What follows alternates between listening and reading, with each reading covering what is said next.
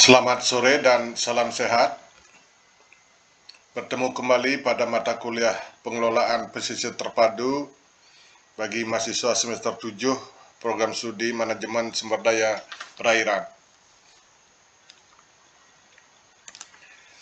Pada perkuliahan minggu keempat ini, kita akan membahas modul 2 dengan topik konsep dasar pengelolaan pesisir terpadu.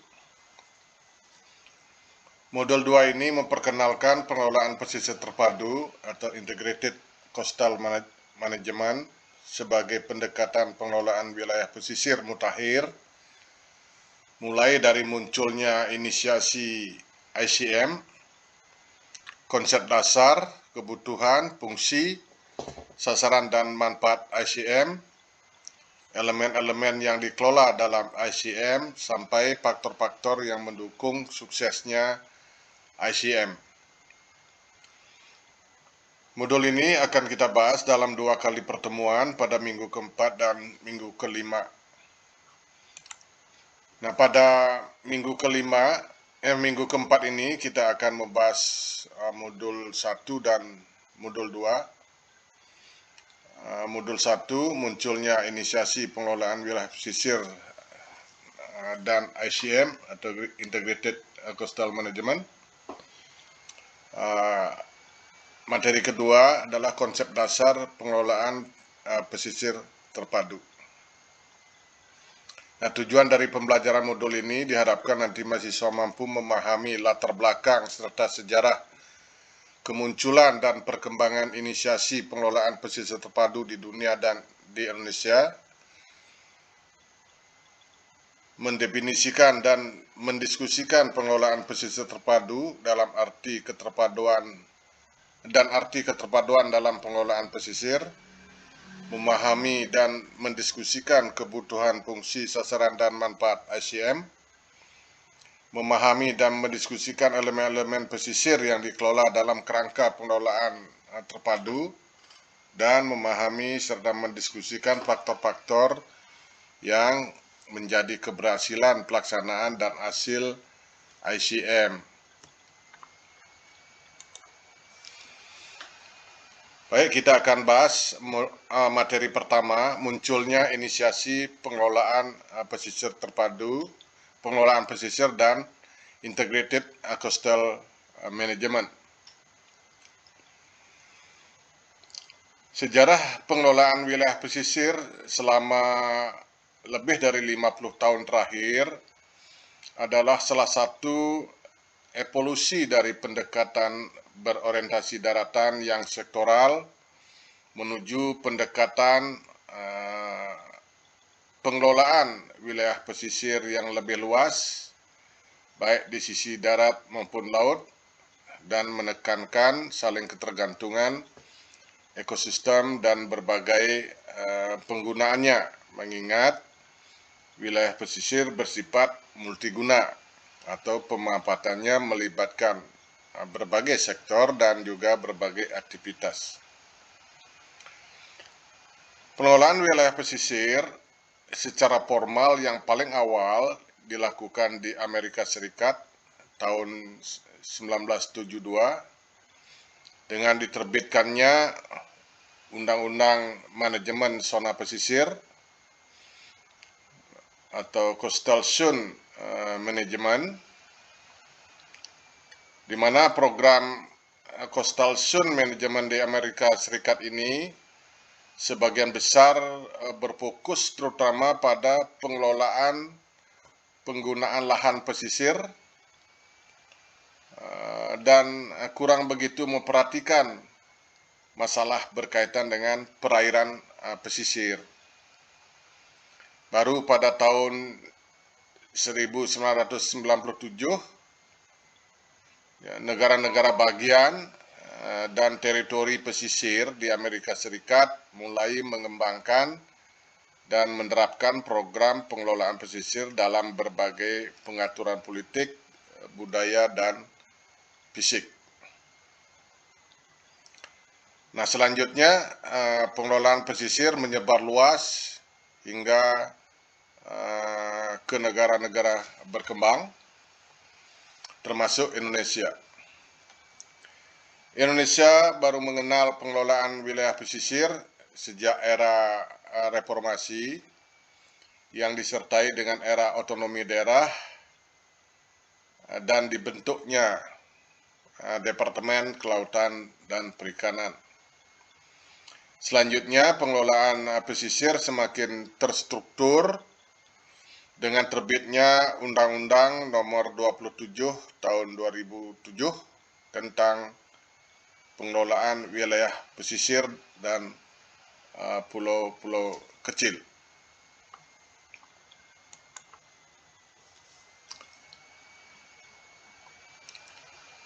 Nah, tidak lama setelah inisiasi program Coastal Zone Management di Amerika Serikat, upaya pengelolaan pesisir dimulai di sejumlah negara, termasuk juga negara berkembang. Namun, seringkali program ini didorong dan didukung oleh organisasi donor atau negara donor dalam upaya memastikan bahwa proyek pembangunan mencerminkan perencanaan dan praktek pemanfaatan pesisir yang baik.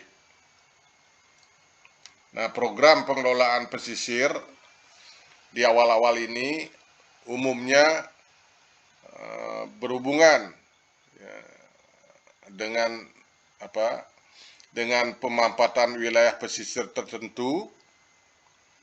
Programnya spesifik atau ditujukan untuk menangani masalah pesisir yang penting seperti misalnya erosi atau abrasi pantai. Seringkali juga difokuskan kepada penanganan pencemaran. Nah, dapat dipahami inisiatif awal ini cenderung tidak komprehensif, tidak terintegrasi dengan baik. Namun secara kolektif, mereka program-program ini, program-program pengelolaan pesisir pada awal ini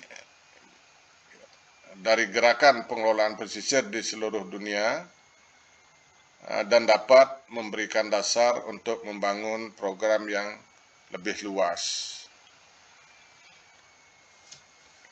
Nah, tonggak sejarah ICM atau pengelolaan pesisir terpadu sebagai kerangka kerja pengelolaan pesisir secara luas di dunia di bawah payung PBB ini adalah dimunculkannya Agenda 21, yaitu agenda yang dihasilkan dari konferensi PBB tentang lingkungan dan pembangunan, United Nations Conference on Environment and Development atau UNCED yang dilaksanakan di Rio de Janeiro, Brasil tahun 1992. Nah, konsep ICM telah menjadi bagian integral dari bab 17 dari Agenda 21, yaitu tentang laut dan pesisir. Nah, judulnya tentang laut dan pesisir ini adalah perlindungan laut, semua jenis laut termasuk laut tertutup dan semi tertutup dan wilayah pesisir, serta perlindungan, penggunaan rasional, dan pengembangan sumber daya hayatinya. Nah, di sini ICM diperkenalkan sebagai pendekatan baru untuk pengelolaan dan pembangunan wilayah laut dan pesisir pada tingkat nasional, subregional, regional, dan global.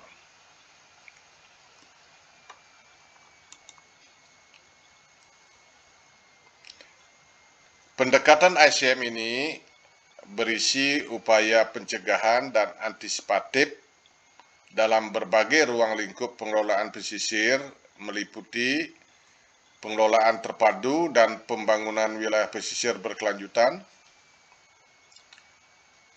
perlindungan lingkungan laut,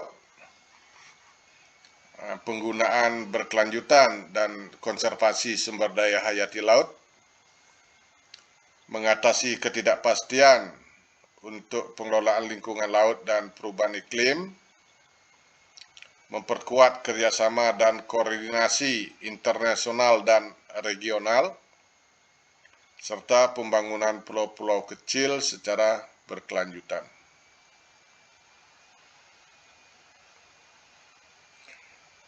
Nah, selanjutnya ICM telah didukung oleh beragam instrumen internasional ya, untuk perlindungan dalam rangka mewujudkan prinsip-prinsip pembangunan berkelanjutan. Nah, instrumen internasional tersebut diantaranya adalah Konvensi PBB tentang Hukum Laut yang kita kenal dengan nama UNCLOS, Agenda 21 yang dihasilkan dari Rio de Janeiro, UNEP's Global Program of Action for the Protection of the Marine Environment from Land-Based Activities, juga disingkat GPI, United Nations Agreement on Straddling and Highly Migratory Fish Stock, Global Conference on Ocean, Coast and Island, Millennium Ecosystem Assessment,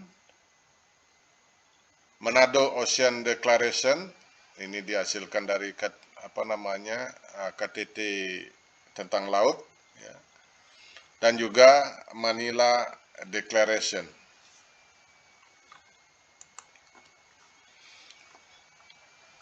Nah, selanjutnya kita bahas materi konsep dasar ICM.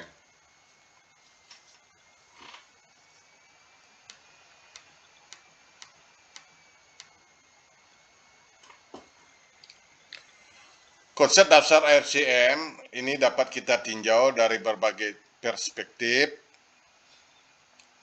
Nah, menurut Undang-Undang Pengelolaan Pesisir, Undang-Undang Nomor 27 Tahun 2007 tentang pengelolaan pesisir dan pulau-pulau kecil, dalam konteks ICM di Indonesia,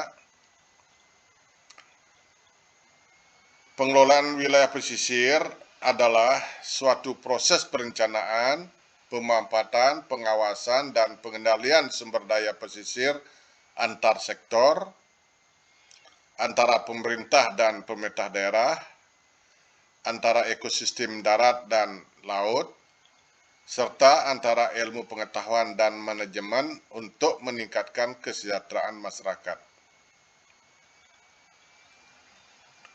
Cicin Sain dan Knecht tahun 1998 ya, dalam bukunya ini berjudul Integrated Ocean and Coastal Management menyatakan bahwa ICM atau pengelolaan wilayah pesisir terpadu sebagai proses yang berkelanjutan dan dinamis, di mana keputusan dibuat untuk penggunaan berkelanjutan, pembangunan dan perlindungan wilayah, dan sumber daya pesisir dan laut. Sedangkan PEMSI ya, tahun 2018 ini menyatakan bahwa ICM atau pengelolaan pesisir terpadu sebagai kerangka kerja pengelolaan sumber daya dan lingkungan yang menerapkan pendekatan integratif, holistik, dan proses pembuatan kebijakan, perencanaan, dan implementasi yang interaktif dalam menangani masalah pengelolaan yang kompleks di wilayah pesisir. Sebelumnya kita sudah membahas kompleksitas dari permasalahan di wilayah pesisir. Dan itu hanya bisa ditangani melalui pendekatan pengelolaan wilayah pesisir secara terpadu.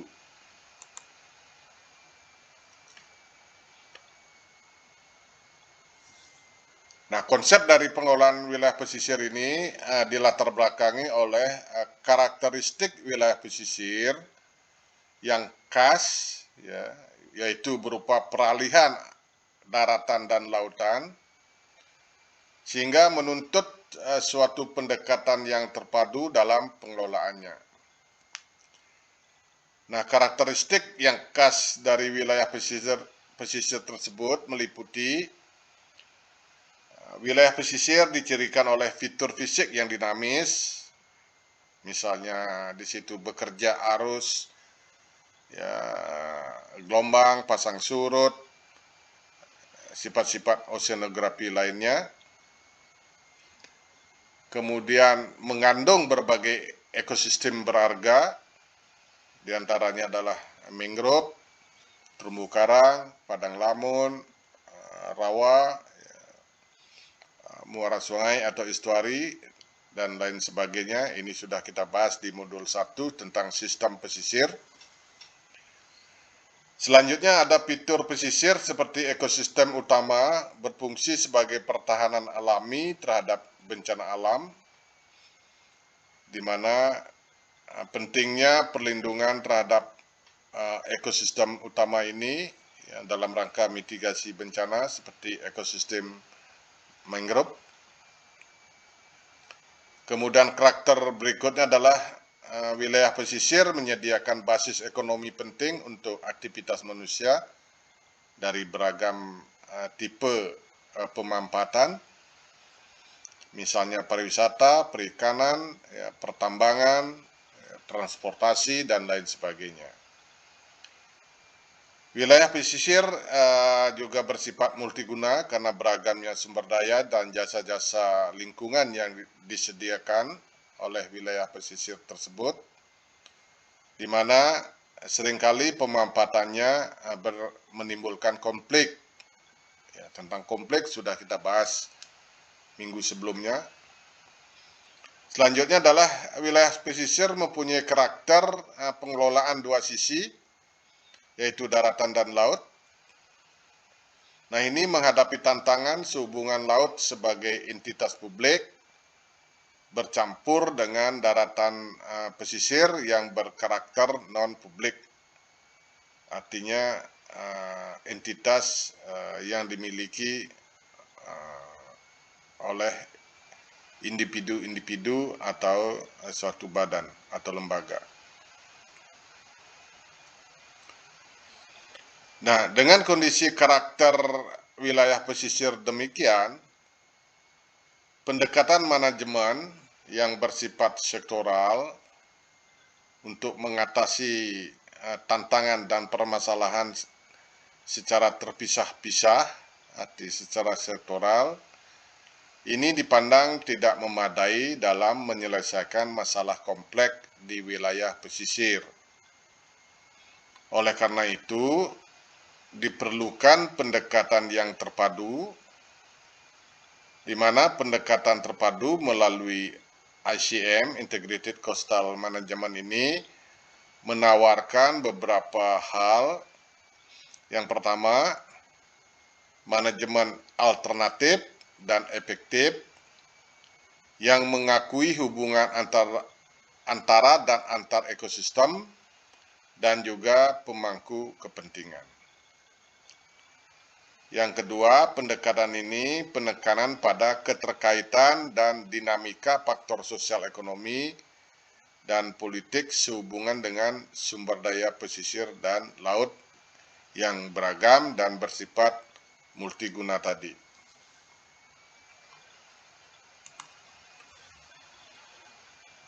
Nah, sektor-sektor yang secara langsung atau tidak langsung terlibat dalam tata kelola pesisir dan laut ini melibatkan berbagai sektor, di antara adalah sektor perikanan, aquacultur. Perikanan itu artinya perikanan tangkap, aquacultur atau perikanan budidaya, pertambangan, kehutanan, pariwisata, industri, perdagangan, ya, pelabuhan, navigasi atau pelayaran, lingkungan hidup, konservasi, pertahanan dan keamanan, hidrografi, meteorologi, dan lain-lain. Jadi demikian banyak sektor-sektor yang terlibat dalam tata kelola pesisir dan laut. Nah, banyak dari lembaga-lembaga ini tidak memiliki kewenangan, maksudnya memiliki kewenangan, jadi lembaga-lembaga ini memiliki kewenangan dan tanggung jawab yang seringkali tumpang tindih. Nah, sementara koordinasi yang erat antara lembaga-lembaga terkait ini sangat diperlukan untuk meningkatkan integrasi atau keterpaduan fungsional antar lembaga guna menuju tata kelola pesisir yang efisien. Ya, jadi demikian banyak sektor yang terlibat ya, di dalam pengelolaan pesisir, membutuhkan koordinasi ya, dan keterpaduan fungsional dari lembaga-lembaga ini untuk menuju tata kelola pesisir yang efisien.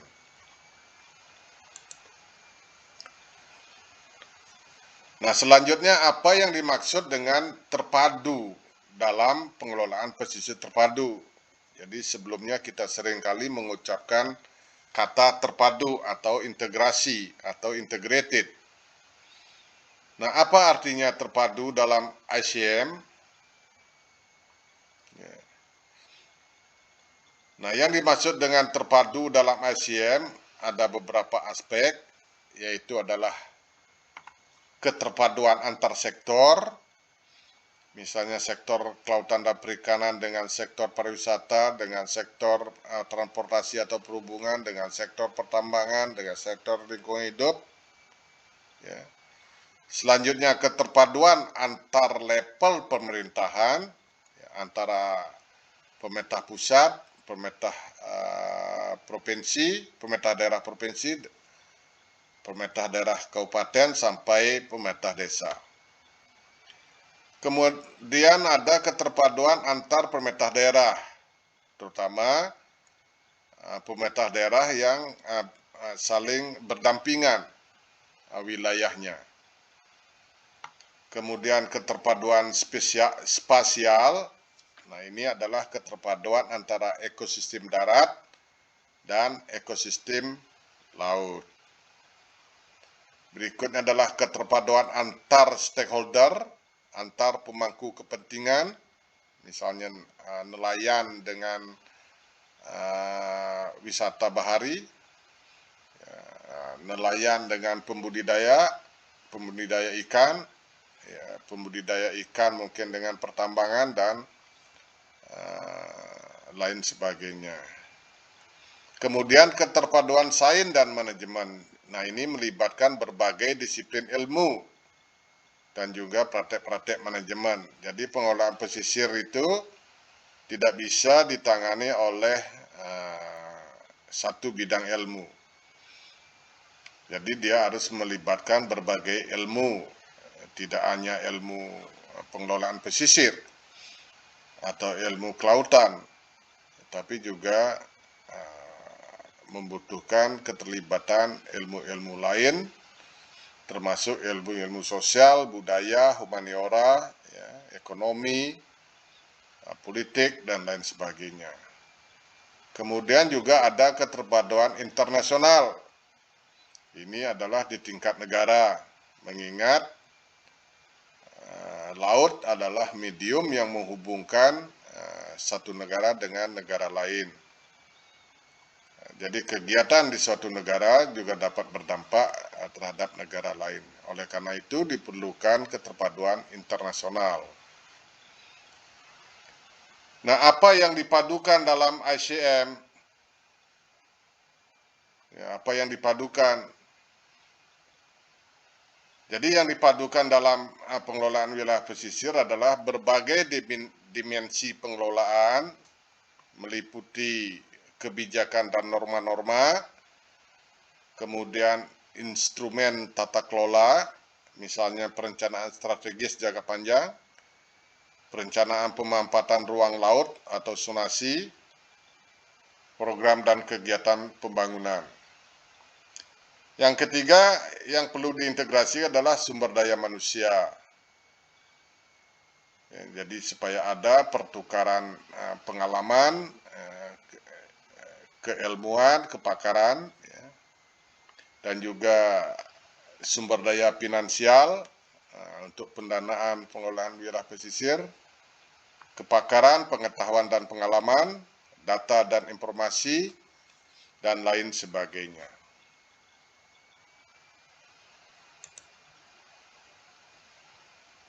Nah, terdapat beberapa dimensi keterpaduan yang menjadi bagian dari proses ICM, meliputi keterpaduan sektoral, yang tadi sudah kita bahas. Keterpaduan sektoral ini adalah keterpaduan antar sektor yang berbeda yang melibatkan keterpaduan horizontal, meliputi keterpaduan antara sektor pesisir dan kelautan yang berbeda, misalnya pertambangan, migas, perikanan, pariwisata, perlindungan lingkungan laut, pelabuhan. Ini adalah keterpaduan sektor secara horizontal, ya. Dan juga ada keterpaduan antara sektor pesisir dan kelautan dengan sektor berbasis lahan yang mempengaruhi lingkungan pesisir dan lautan, seperti dengan pertanian, kehutanan, dan pertambangan. Yang kedua adalah keterpaduan antar pemerintahan. Jadi di sini ada keterpaduan di antara berbagai tingkat pemerintahan, pusat, provinsi, kabupaten, kota.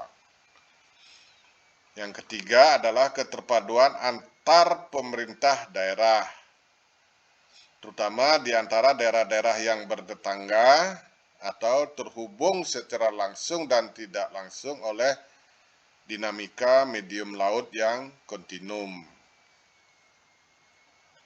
Nah, keterpaduan ini sangat penting karena fakta bahwa perairan pesisir terkoneksi satu sama lainnya jika dilihat dari konektivitas biologi dan pergerakan pencemaran laut.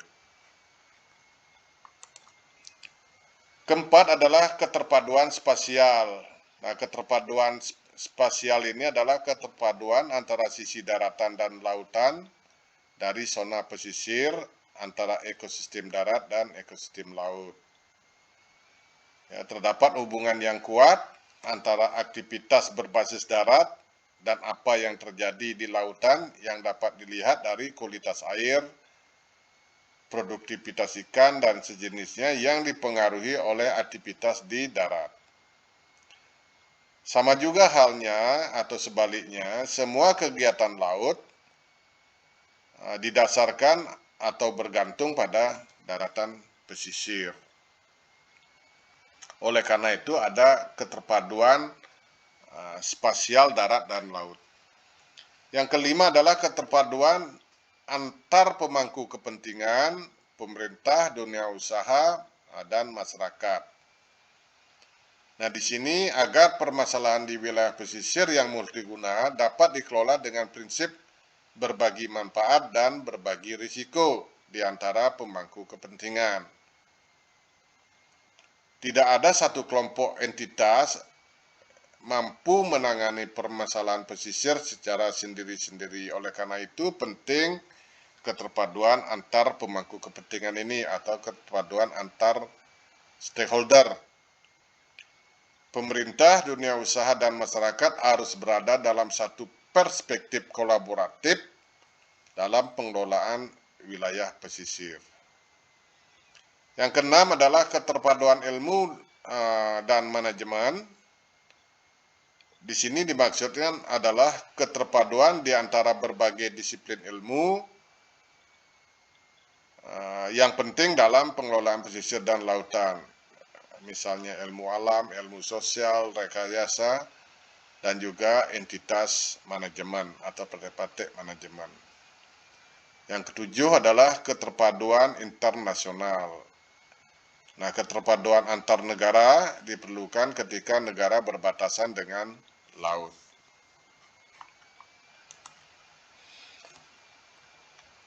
Baik, jadi demikianlah materi kuliah minggu ini. Kita akan lanjutkan pembahasan modul ini pada minggu berikutnya. Kita akan ketemu pada sesi diskusi, dipelajari modulnya lebih seksama, sehingga nanti diskusinya lebih produktif. Terima kasih telah menyimak.